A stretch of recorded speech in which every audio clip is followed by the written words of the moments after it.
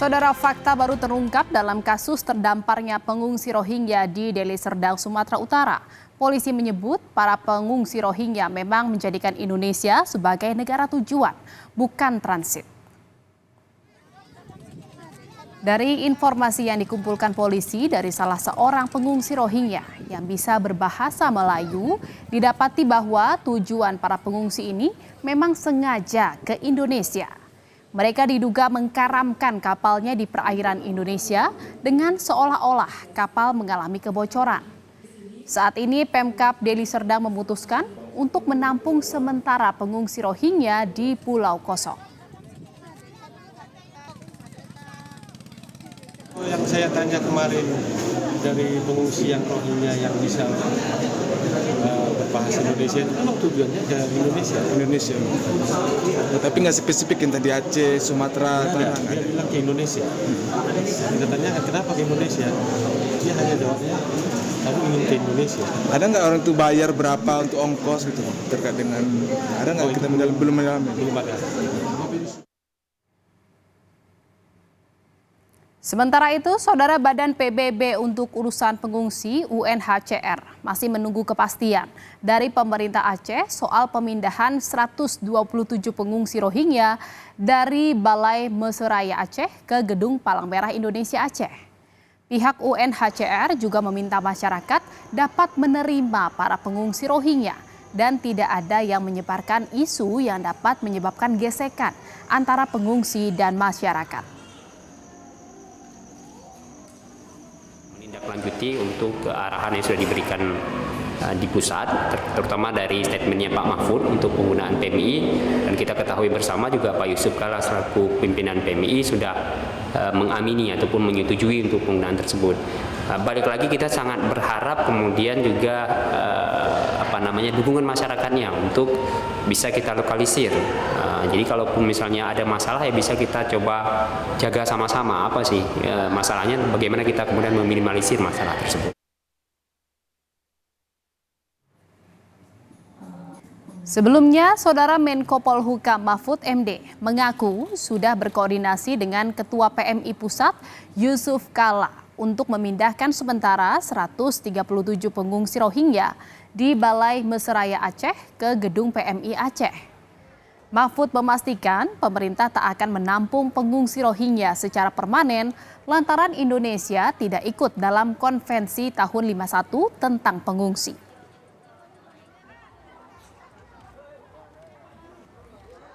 Hari ini saya sudah berkoordinasi dengan pemerintah lokal melalui deputi saya Pak Irjen Polisi Rudolf agar ditempatkan di tempat yang aman. Yang sudah ditemukan adalah tempat yang aman, yaitu di Gedung PMI.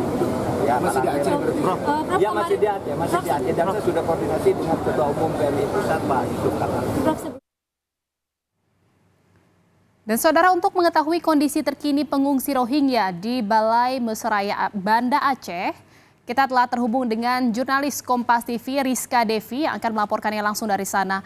Selamat siang menjelang sore Rizka, bagaimana kondisi para pengungsi Rohingya di sana saat ini dan kapan rencana pemindahan ke Gedung PMI Aceh? Ya, Jihan dan juga saudara, memang saat ini para pengungsi Rohingya tersebut masih berada di Banda Aceh, yakni di Balai Seraya Aceh. Total ada 134 pengungsi Rohingya yang masih berada di sana. Dan juga kemarin sempat diwacanakan akan dipindahkan ke Gedung PMI Aceh Besar, namun wacana tersebut batal dilakukan karena mendapatkan penolakan dari warga setempat. Dan juga dari kepala desa di Ajun di Aceh Besar sendiri sudah melakukan musyawarah dan juga koordinasi dengan masyarakat setempat, namun kebanyakan dari masyarakat menolak untuk pengungsi tersebut dipindahkan ke gedung PMI yang berada di Aceh Besar. Dan juga hingga saat ini 134 pengungsi Rohingya ini rencananya akan digabung dengan pengungsi Rohingya yang berada di Sabang dan juga Aceh Timur untuk diwacanakan akan direlokasikan ke gedung PMI yang ada di Aceh Besar.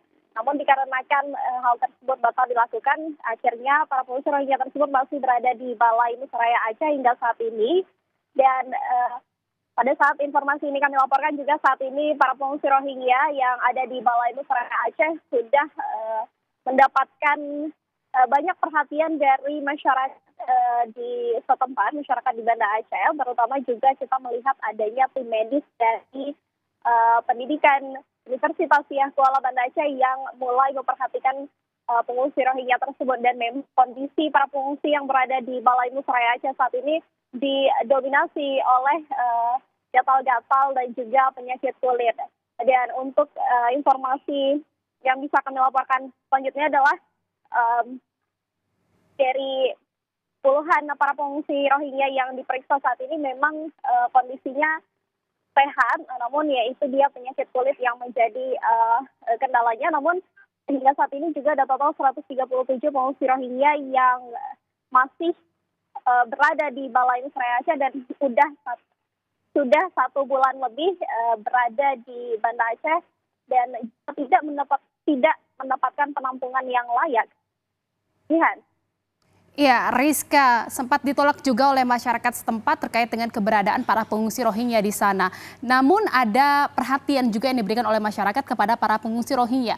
Bagaimana penanganan dan juga bantuan makanan yang diberikan dan perhatian berbentuk seperti apa yang diberikan masyarakat kepada para pengungsi Rohingya ini, dan nanti rencananya kan akan digabungkan dengan para pengungsi Rohingya lainnya yang ada di wilayah Aceh untuk dipindahkan ke gedung PMI. Saat ini di mana saja para pengungsi Rohingya di Aceh berada?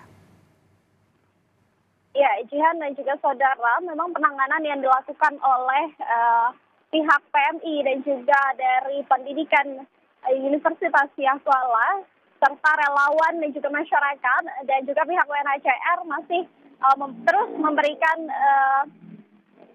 memenuhi kebutuhan dasar para pengungsi Rohingya yang berada di Balai Musyawarah Aceh dan juga untuk